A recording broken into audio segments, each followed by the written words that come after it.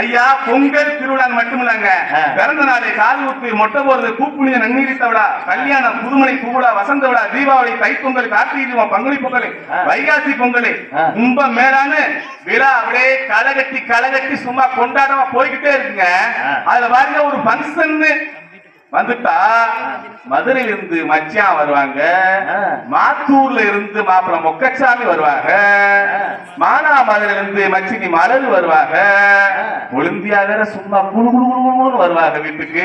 ஊட்டில இருந்து வருவாங்களோ ஐயா. இந்த கொழுந்துக்கும் குமரிக்கும் இருக்கிற மவுசே தனி மவுசுங்க.